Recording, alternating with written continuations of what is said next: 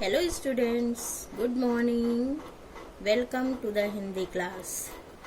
Students, today I am going to teach you chapter number 5 of उद्बोधन book. उद्बोधन पुस्तक से हम आपको, ये आपकी उद्बोधन पुस्तक है, इसका हम आपको चैप्टर नंबर 5 उपसर्ग और प्रत्यय पाठ नंबर 5 पढ़ाएंगे. ऑलरेडी बच्चों ये पाठ आपको लाइव भी पढ़ाया गया है, लेकिन क्योंकि कुछ बच्चों के साथ थोड़ी लाइव क्लासेस में प्रॉब्लम है, वो उस क्लास को अटेंड नहीं कर पाते हैं, तो उनको ध्यान में रखते हुए हम वीडियो में भी आपको टीच करके अपलोड कर रहे हैं. और आप सभी बच्चे जो इसका बेनिफिट जितना ले सकते हैं आप लीजिए और अच्छे से पढ़ाई करिए. चलिए देखते हैं. तो उपसर्ग और प्रत्यय बच्चों हमने लास्ट क्लास में भी पढ़ा है, लेकिन आज हम इसको और थोड़ा डीपली पढ़ेंगे. हम पाठ को रीड करके एक्सप्लेन करते रहेंगे और आप सुनेंगे. उपसर्ग हिंदी भाषा के शब्द अनेक भाषाओं से लिए गए हैं.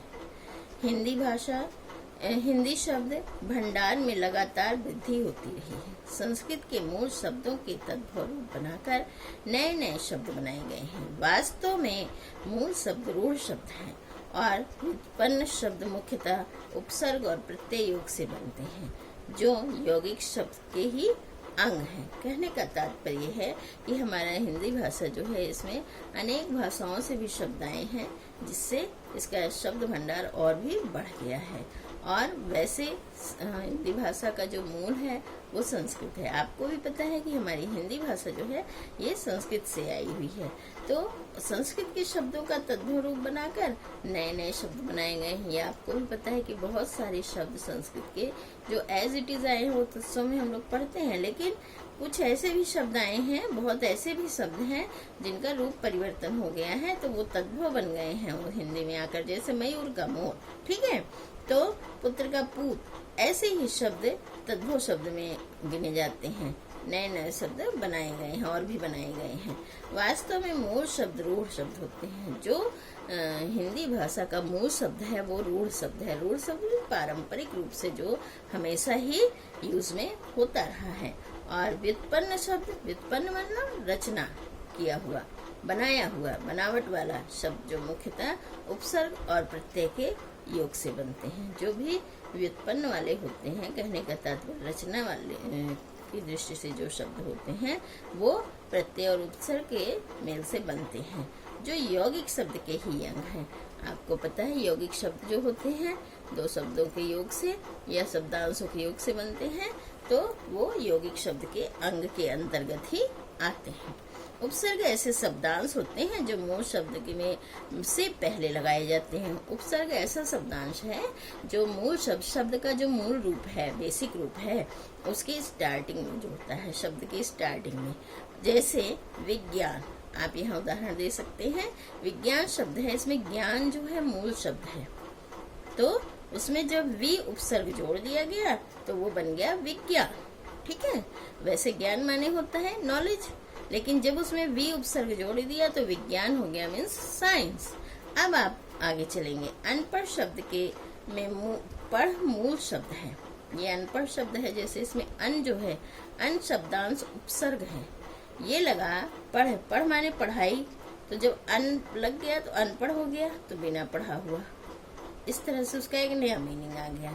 तो कहने का तात्पर्य है कि मूल शब्द में जब उपसर्ग शब्दांश लग जाता है तो एक नया मीनिंग पैदा हो जाता है, नया शब्द बन जाता है. ठीक है, अब हम लोग जानेंगे कि उपसर्ग, अभी तक हमने पढ़ा ये कि उपसर्ग कहाँ लगता है, क्या है, कैसे है, लेकिन उपसर्ग वास्तव में क्या चीज है उसे डिफाइन करने के लिए हम लोग इस ग्रीन चार्ट में देखेंगे. डिफाइन मीन्स परिभाषा उसकी. सपोज प्रश्न आता है उपसर्ग किसे कहते हैं, तो आप क्या लिखेंगे. तो इसलिए उसको बिल्कुल शाब्दिक या बुकिश लैंग्वेज हम कह सकते हैं कि जो हम प्रेजेंट कर सके, तो हम इस ग्रीन चार्ट में पढ़ेंगे. वे शब्दांश जो किसी मूल शब्द से पहले लगकर उस शब्द के अर्थ को परिवर्तित कर देते हैं वो उपसर्ग कहलाते हैं. ठीक है, यहाँ पे इन्होंने इस चार्ट में पूरे उदाहरण दिखाए हैं. प्रदान, सुपुत्र, विज्ञान, निर्गुण, दुर्बल, प्रयोग, अज्ञान, अवगुण, विशेष, निडर. तो बच्चों ये मूल शब्द है और ये उपसर्ग है. उपसर्ग की पहचान। अब आपको ये पहचान कैसे करेंगे किसी शब्द में कि इसमें उपसर्ग लगा हुआ है। उपसर्ग मूल शब्द से पहले ही प्रयोग होता है। हमेशा मूल शब्द जो है ये इसके स्टार्टिंग में इधर ही लगता है। आप इन शब्दों में देख सकते हैं।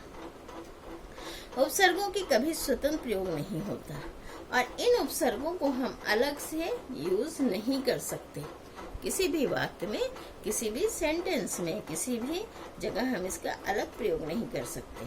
इसका अलग से कोई मीनिंग नहीं निकल पाएगा। अब हम पहुंचते हैं टॉपिक पे, उपसर्ग के भेद। हेडिंग आया उपसर्ग के कितने भेद हैं, तो हमारे विद्वानों ने देखिए आपको बताया। हिंदी में प्रचलित अधिकतर उपसर्ग संस्कृत से आए हुए हैं। ज्यादातर उपसर्ग जो हैं हमारे हिंदी में वो सब संस्कृत के हैं। इनके अतिरिक्त कुछ उपसर्ग हिंदी हैं और कुछ अरबी फारसी के हैं। इसके अलावा भी कुछ उपसर्ग हैं जो हिंदी के हैं और कुछ तो अरबी फारसी के हैं। इस आधार पर हिंदी में उपसर्ग 3 प्रकार के हैं। इन्होंने 3 प्रकार बताया है जिसका विवरण नीचे दिया गया है। तत्सम उपसर्ग, तद्भव उपसर्ग, आगत उपसर्ग। तत्सम उपसर्ग में बच्चों नाम से ही आप समझ रहे हैं संस्कृत भाषा के जो उपसर्ग एज इट इज आ गए हैं। मीन्स संस्कृत भाषा के जो उपसर्ग हैं, शब्दांश हैं जो एज इट इज इसमें आ गए हैं, वो तत्सम उपसर्ग हैं। तद्भव उपसर्ग वो हैं जो संस्कृत भाषा के प्रभाव से हिंदी में विकसित हुए हैं। वो मूल तो उनका संस्कृत है, लेकिन हिंदी में वो विकसित होने के नाते थोड़ा उनका रूप परिवर्तन हो गया है। रूप परिवर्तन हो गया मीन्स प्रोनाउंसिएशन के अनुसार, उच्चारण के अनुसार उनमें चेंजेस हो गए हैं। जैसे हम आपको फॉर एग्जाम्पल बताएं कि मूल शब्द है मयूर संस्कृत का एग्जैक्टली, लेकिन जब हम उसे बोलते बोलते लिखते लिखते हमने उसको मोर कर दिया तो मोर उसका तद्भव रूप हो गया। आगत उपसर्ग, आगत उपसर्ग वो उपसर्ग हैं जो विदेशी भाषाओं से हमने अपने हिंदी में ले लिए हैं, जोड़ लिए हैं शब्दों में। अब बच्चों हम नेक्स्ट पेज पे चलते हैं। आप नेक्स्ट पेज पे आ जाइए, पेज नंबर 28। सभी बच्चे फोकस करेंगे 28 पर। 28 पे बच्चों पूरा ये आपको चार्ट दिया गया है। क्या चार्ट है? तत्सम उपसर्ग के। ये जो यहाँ से यहाँ तक उपसर्ग हैं सारे, ये तत्सम उपसर्ग हैं, अर्थात संस्कृत भाषा के उपसर्ग हैं। और ये शब्द हैं, इन शब्दों में जब वो आगे जोड़ते हैं तो इस तरह के नए शब्द बनाते हैं। तो हम देखते हैं इसे। आ उपसर्ग माने नहीं होता है, ये उसका मीनिंग दिया हुआ है। अ माने नहीं है, तो जब ये धर्म शब्द में, न्याय शब्द में, मर शब्द में, इतिहास में लगता है तो ये शब्द बन जाते हैं। तो इसका नेगेटिव अर्थ आ जाता है। जैसे धर्म, धर्म माने धर्म, अधर्म माने जो धर्म नहीं है। अन्याय, न्याय माने न्याय होता है फैसला, और जो अ लगा दिया तो अन्याय हो गया, मीन्स उचित फैसला न होना। अमर, मर माने मृत्यु, अमर माने जिसकी मृत्यु ना हो। अहिंसा, इसी तरह हिंसा माने हत्या और अहिंसा माने हत्या न हो। कहने का तात्पर्य है कि यहाँ पे अ का मीन्स नहीं है। तो इन प्रत्ययों के यहाँ पे मीनिंग दिए गए हैं, आप देख सकते हैं। अन माने भी नहीं और अभाव होता है, अनादि, अनेक, अनादर और अनाचार। आ तक सहित, आक्रमण, आगमन, आकर्षण। अति माने अधिक, अत्याचार, अत्यधिक, अतिरिक्त। आदि माने ऊपर और शेष, अधिकार, अधिकरण और अधिनियम। अभि पास, तरफ, सामने। अभिनेता, अभिनय। अनु पीछे, समान। तो अनुसार, अनुच्छेद, अनुभव। अभी, अभी देखिए फिर यहाँ 2 बार आया है, सामने और। अभिमान, अभिलाषा, अभियोग। अप बुरा, हीन, अपमान, अपयश, अपशकुन। अव बुरा, नीच होना, अवगुण, अवनत, अवशेष। उप निकट, समान, उपनाम, उपदेश, उपकार। उत श्रेष्ठ, ऊंचा। उन्नति, उच्चारण, उत्तम। स साथ, सफल, सपरिवार, सक्रिय। दुर बुरा, कठिन, दुर्जन, दुर्बल, दुराचार।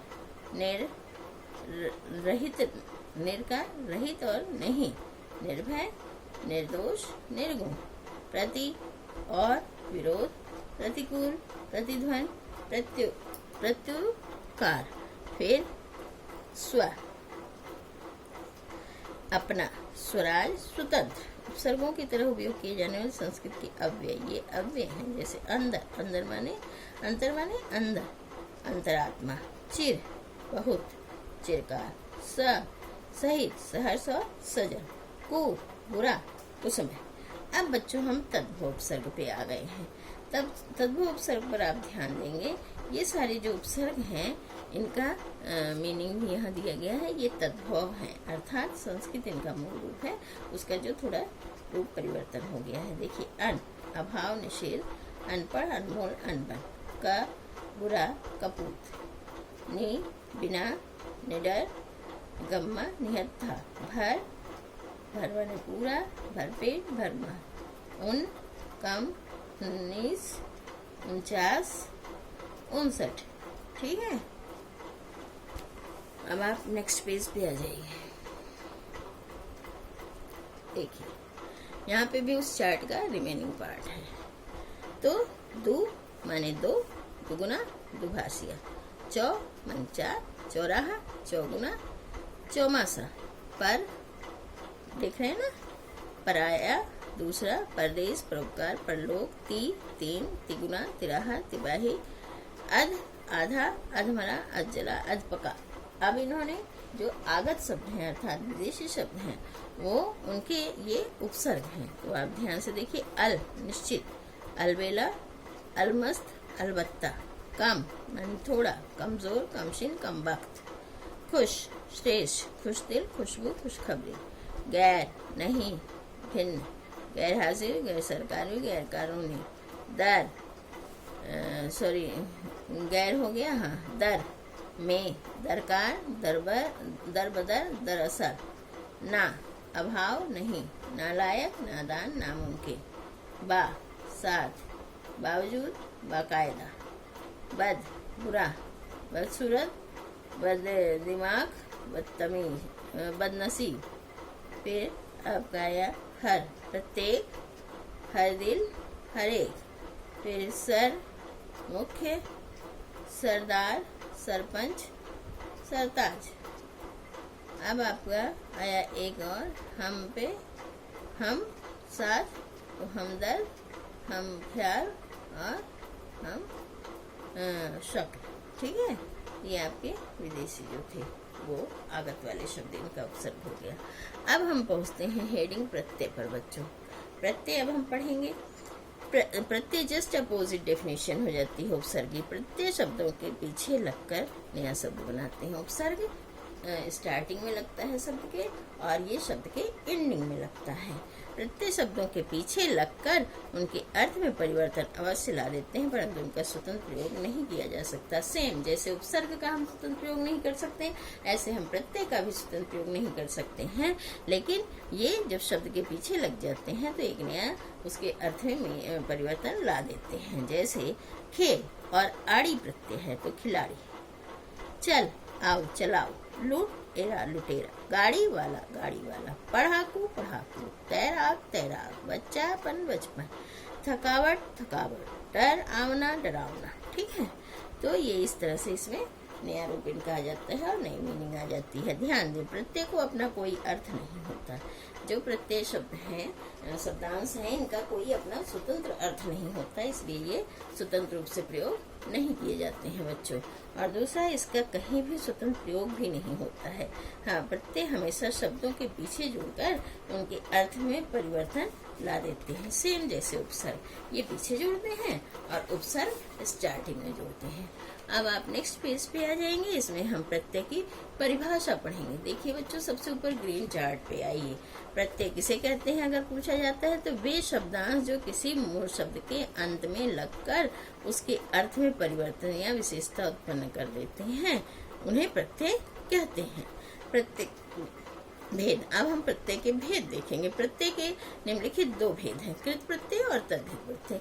कृत प्रत्यय बच्चों जो प्रत्यय क्रिया की धातुओं के अंत में लगकर संज्ञा या विशेषण शब्दों का निर्माण करते हैं वे कृत प्रत्यय कहलाते हैं। कृत प्रत्ययों के बनने वाले शब्दों को कृदंत कहते हैं। ठीक है, क्योंकि ये क्रिया के अंत में लगकर बनते हैं। कृतवाचक कृदंत, प्रत्यय से बने जिस शब्द से कर्ता अर्थात कार्य करने वाले का बोध हो उसे कृत कृतवाचक प्रत्यय कहते हैं। क्या कहा इन्होंने? प्रत्यय से बने जिस शब्द से कर्ता अर्थात कार्य करने वाले का बोध होता है। कौन कार्य कर रहा है? वो कृदंत प्रत्यय होता है। जैसे आओ, खाऊ, टिकाऊ, चलाऊ। अक, लेखक, गायक, चालक। जैसे ऊ, चालू, चालू, डाकू। हार, खेलनहार, देनहार, होनहार। एया, गवैया, ठीक है, और चढ़ैया, पढ़ैया। फिर अक्कड़, भुलक्कड़, पियक्कड़, घुमक्कड़। फिर अक्कड़ का हो गया भुलक्कड़ और ये पियक्कड़। इया, बढ़िया, घटिया। आकू, लड़ाकू, पढ़ाकू। ये आप यहाँ देख सकते हैं। आग, तैराक, चालाक। आलू, झगड़ालू। फिर एरा, लुटेरा, बसेरा। ईयल, सड़ियल और अड़ियल। अब आता है आपका कर्मवाचक कृदंत। कर्मवाचक में इसका कैसे प्रयोग होता है देखिए। खेल, खिलौना। बिछ, बिछौना, ठीक है। ना गा पाया, जैसे इसमें, तो लिखना, गाना, खाना। फिर नी, ओढ़, उन, ओढ़, जन, चाट। तो ओढ़नी और जननी और चटनी, ठीक। अब हम नेक्स्ट पेज पर आते हैं। नेक्स्ट पेज देखिए सभी। हाँ, तो फोकस करिए बच्चों। ये है आपका ऊ, कंटिन्यू दैट। ऊ, झाड़ू। न, झाड़न, बेलन, ढक्कन। फिर नी, मथनी, चटनी, कतरनी। आ, पूजा, भूला, भटका। अन, गमन, मनन, श्रवण। फिर आता है भाववाचक कृदंत। भाववाचक में हम किन शब्दांश को लगाएंगे, प्रत्यय को लगाएंगे तो भाववाचक बनेंगे। देखिए आप, ना, पढ़ना, लिखना। आ, लिखा, चला, उठा, पढ़ा। आई, पढ़ाई, चढ़ाई, लड़ाई। आवट, लिखावट, सजावट, मिलावट। आहट, घबराहट, चिल्लाहट। आवा, दिखावा, छलावा, बुलावा। ई है, ई का क्या बनेगा? हंसी और बोली, ठीक है। ये आपका हो गया कृदंत प्रत्यय, सॉरी भाववाचक कृदंत प्रत्यय। अब हम इसके सेकंड पार्ट पे आते हैं, तद्धित प्रत्यय। तद्धित प्रत्यय में क्या है? जो प्रत्यय संज्ञा सर्वनाम, वो आपका क्रिया में लगना था, ये प्रत्यय है। संज्ञा सर्वनाम या विशेषण के अंत में लगकर नए शब्दों की रचना करते हैं, नए शब्दों की रचना करने में सहायता देते हैं, वे तद्धित प्रत्यय कहलाते हैं।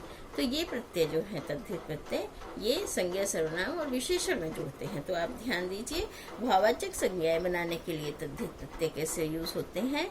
आई, बुराई, भलाई, मिठाई, ये आप यहाँ देख सकते हैं। ता, प्रभुता, मानवता, लघुता। त्वा, कवित्व, मनुष्यत्व, देवत्व। आपा, मोटापा, बुढ़ापा। पन, लड़कापन, बालकपन और या बालपन और कालापन। आहट, कड़वाहट, चिकनाहट। ई, गर्मी, खेती, नरमी। फिर इसमें कर्तृवाचक है। आरी, पुजारी, भिखारी, जुआरी। कार, फिर पत्रकार, कहानीकार और साहित्यकार। वाला, पान वाला, चाय वाला, दूध वाला। आगे आइए। अब आप इस पेज पर देख सकते हैं। हाँ, सभी बच्चों को पेज अच्छे से दिख रहा है, हम देख पा रहे हैं, ध्यान दीजिए आप, ठीक है। चलिए, संबंधवाचक संज्ञाएं बनाने के लिए आल, ससुराल, ननिहाल और चचेरा, ममेरा, मौसेरा, ठीक है। फिर लघुतावाचक तद्धित, ई, री और या जोड़ के। पहाड़ी, रस्सी, टोकरी और छतरी, बांसुरी। या में लुटिया, खटिया, लठिया। फिर विशेषण बनाने के लिए एक लगाना होता है, धार्मिक, नैतिक और ऐतिहासिक। ये राष्ट्रीय, देशीय, भारतीय। फिर वान, पुत्रवान, वान लगा के पुत्रवान, बलवान, धनवान। फिर इला, रंगीला, सजीला। आलू, कृपालु, दयालु और श्रद्धा। और हम फिर ऊ लगाते हैं बड़ा, बाजारू, ठीक है। और फिर आ लगा के भूखा प्यासा। फिर स्थान सूचक में ई और या लगाना है, बिहारी गुजराती, मुंगेरिया कलकतिया। फिर स्त्रीलिंग बनाने के लिए ई और आनी और नी लगाना है, पुत्री, दादी, लड़की, जेठानी, सेठानी, जेठानी, नौकरानी, हथनी, मोरनी, चोरनी। बहुवचन बनाने के लिए तद्धित प्रत्यय एरा, ए माने ए को हम सड़क में लगाएंगे तो देखिए सड़कें, दीवारें, पुस्तकें, या रानियां, चिड़िया और कुटिया। फिर उर्दू के मुख्य प्रत्यय देखिए, आना, मेहनताना, सालाना, रोजाना।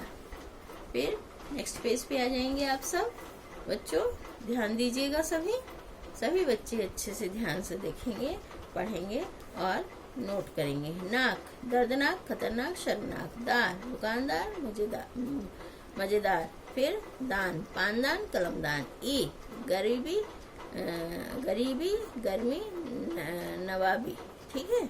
फिर यहाँ तय उपसर्ग और प्रत्यय एक साथ प्रयोग होते हैं। कई शब्दों में, मूल शब्दों में हम स्टार्टिंग की तरफ से उपसर्ग और एंडिंग की तरफ से प्रत्यय लगाते हैं। तो देखिए क्या हो जाता है, निर उपसर्ग है, दय मूल शब्द है और ता प्रत्यय है। तो क्या हो गया, निर्दयता, ठीक है। फिर सेकेंड नंबर पे है अप, और बीच में मूल शब्द मान और उपसर्ग है इत, तो बना अपमानित। अभिमानी, अभिमानी। स्वतंत्रता, स्वतंत्रता। अनजाना, अनजाना। सुलेखनी, सुलेखनी। सर्वप्रिय, असामाजिक। सर्वप्रियता, सर्वप्रियता। अमानव, ये अमानवीय। उपकारी, उपकारी। बेईमान, ई बेईमानी। परिपूर्णता, परिपूर्णता। फिर महामूर्ख, महामूर्खता। और अपरिवर्तन, ये अपरिवर्तन। अब बच्चों यहाँ पे दो प्रत्ययों को एक साथ कैसे लगाया जाता है ये दिखाया गया है। जैसे भारत शब्द है मूल, ये एक प्रत्यय हो गया, ता दूसरा हो गया। तो देखिए भारतीयता, मानवीयता, धार्मिकता, बनावटी, सहनशीलता, राष्ट्रीयता, ऐतिहासिकता, मधुता,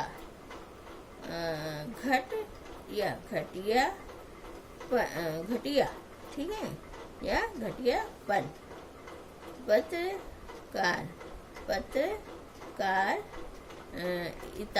पत्रकारिता। सजावटी, ठीक है, पत्रकारिता, सजावटी। अब ये आप आ गया नेक्स्ट पेज पे। नेक्स्ट पेज पे बच्चों हम इसकी एक्सरसाइज है वो आपको सॉल्व आउट कराएंगे। तो सभी बच्चे एक्सरसाइज भी ध्यान से देखेंगे और फिर इसके जो प्रश्न उत्तर हैं ये आप कॉपी में कर लेंगे। उपसर्ग किसे कहते हैं, आप पेज नंबर 27 पर जाएंगे बच्चों। कहाँ जाएंगे, पेज नंबर 27 पे। और आप ग्रीन बॉक्स देख सकते हैं, ये आपका ग्रीन बॉक्स, ये आपका आंसर नंबर 1 है। आंसर नंबर 1 डाल लीजिए यहाँ पे, ठीक है। इसमें आप उदाहरण लिखना चाहेंगे तो यहाँ से जैसे करके 2-3 उदाहरण आप दे सकते हैं। अब आता है आपका सेकंड क्वेश्चन। सेकंड क्वेश्चन है उपसर्ग कितने प्रकार होते हैं। इन्होंने खाली प्रकार पूछा है तो आप 3 लिख दीजिए, बस 3 प्रकार होते हैं। 3 प्रकार के आप नाम लिखना चाहते हैं तो आप नाम लिख सकते हैं। यहाँ पे आपका दिया हुआ है तत्सम उपसर्ग, तद्भव उपसर्ग, ये देखिए है ना, और आगत उपसर्ग। तत्सम, तद्भव, आगत, ये 3 आप नाम भी वहाँ पर इंक्लूड कर सकते हैं, केवल नाम, और कुछ लिखने की जरूरत नहीं है, ठीक है। फिर हम आ गए अपने पेज पर। अब क्वेश्चन नंबर 3 है बच्चों, ध्यान से आप देखेंगे। क्वेश्चन नंबर 3 में कह रहे हैं प्रत्यय की परिभाषा लिखेंगे। तो प्रत्यय की परिभाषा हम लोगों ने पेज नंबर 9 पर देखा था। ठीक है, पेज नंबर 30 पर ये आपका आ गया। सबसे ऊपर ग्रीन कलर का जो चार्ट है ये आपका आंसर नंबर 3 है। आंसर नंबर 3 हमने लिखा हुआ है। ठीक है, अब इन्होंने कहा कि प्रत्यय के कितने भेद होते हैं, उदाहरण से दीजिए। तो प्रत्यय के 2 भेद हैं, वो तो अभी भी बताया हमने। और दोनों भेद प्रत्यय के कौन से हैं, कृदंत और तद्धित। तो आपका ये है, देखिए उसी के नीचे, जस्ट नीचे जो अभी आपने परिभाषा टिक करा था उसी के नीचे ये रहा। ये आ गया आपका आंसर नंबर 4। ठीक है, ये आंसर नंबर 3 हो गया और ये आंसर नंबर 4 हो गया। अब आप आएंगे 5, तद्धित प्रत्यय की परिभाषा लीजिए। तो आप पेज नंबर 31 पे देखेंगे सभी बच्चे। पेज नंबर 31 हमें लग रहा है आप देख पा रहे हैं। इसमें ये सेकंड करके तद्धित प्रत्यय डाला गया है। तो यहाँ से लेकर ये जैसे आदि तक ये उनके उदाहरण हो गए। अब आप आइए कहाँ पे आएंगे, नेक्स्ट क्वेश्चन पे। निम्नलिखित शब्दों के मूल शब्दों और उपसर्ग अलग अलग करके लिखने हैं। इनके मूल शब्द और उपसर्ग को अलग करना है। तो मैंने यहाँ पे कर दिया है, ये देखिए। तो ये आपको हम पढ़ के सुना भी देते हैं एक बार। जैसे ना लायक, पुर आतन, नी डर, बा कायदा, बद बू, चिर आयु, परा जय, दु बल, फिर अपमान। तो ये आपका नेक्स्ट क्वेश्चन हो गया। अब बच्चों आप थर्ड पे आएंगे। थर्ड में इन्होंने उपसर्गों से नए शब्द बनाए। ये उपसर्ग इन्होंने दे दिया और आपसे कह दिया कि आप शब्द बनाओ। तो देखिए क्या शब्द बना, सुगम। सु से क्या बनेगा, सुगम। सम सम्मान, प्रबल। अनु से अनुशासन, कु से कुपुत, अध से अधमरा, बद से बदनाम, आ से आगत, नी से निडर। और उप लगा के हमने उपक्रम बनाया, स लगा के सप्रेम हो गया, वी लगा के विचार हो गया। अब यहाँ पे निम्नलिखित शब्दों के उपसर्ग अलग अलग करके लिखिए। इन्हें हमें सेपरेट करना है। तो अधि इसमें उपसर्ग है, अधि यहाँ आ गया, मूल शब्दकार है। दुर उपसर्ग है, आचार जो है वो मूल शब्द है। इसमें स उपसर्ग है, परिवार मूल शब्द है। इसमें ला उपसर्ग है, परवाह जो है ये मूल शब्द है। अब आप नेक्स्ट पेज पे आ जाए। यहाँ पे भी देखिए, अभिमान। अभि आपका उपसर्ग है, मान मूल शब्द है। पुर आपका उपसर्ग है और आतन ये यहाँ पे आ होगा बच्चों, और इसमें से आ का डंडा हट जाएगा, पुर आतन। ठीक है, अब हम सफर, हम सफर, विज्ञान, विज्ञान। ठीक है, अब नेक्स्ट क्वेश्चन पे देखिए। निम्नलिखित शब्दों के मूल शब्द और प्रत्यय अलग अलग करके लिखिए। ये शब्द दिए गए हैं और हमें उनके अलग करने हैं। बच्चों इसमें शब्द ज़्यादा हैं और यहाँ पे जो आपको स्पेस दिया गया है, जो ये कॉलम्स दिए गए हैं, ये 8 हैं। तो हमने 8 का आप कर लीजिए, बाकी वहाँ छोड़ दीजिए। जाइए देखिए, मूल शब्द और ये प्रत्यय हैं। खाट में हमने ईया लगाया तो ये खटिया है। बच्चा पन, बचपन। मामा एरा, ममेरा। मानव ता, मानवता हो गया। ठीक है, और लोटा लुटिया, या लुटिया हो जाएगा। लकड़ी हारा, लकड़हारा। कमाना ई कमाई, श्री मान। ठीक है, ये आपका क्या हो गया, प्रत्यय अलग हो गया और मूल शब्द अलग हो गया। अब 6 पे आएंगे। निम्नलिखित शब्दों में प्रत्यय जोड़कर नए शब्द बनाने हैं। ये मूल शब्द दिए गए हैं, इसमें हमें जोड़ने हैं प्रत्यय। तो मानव से मानवता बन गया, इतिहास से एक जोड़ा ऐतिहासिक बन गया। दीवानापन, गुण गुणी। बाल बालपन। पंजाब पंजाबी। डिब्बा डिबिया। ससुर ससुराल। मोटा मोटापा। टोपी टोपियाँ। अब 7 पे निम्नलिखित प्रत्ययों के 2-2 शब्द बनाने हैं। ये प्रत्यय दिए गए हैं, इनसे हमें शब्द बनाना है। तो हमने ई से बनाया बिहारी गुजराती।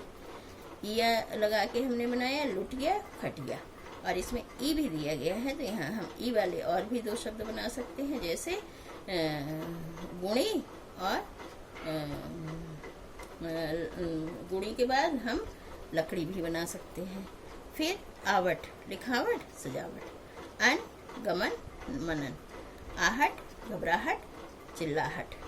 ना लगा के लिखना गाना। आई लगा के पढ़ाई लड़ाई। फिर इसमें हारा लगा के लकड़हारा और एक हारा का और बताइए क्या बनेगा।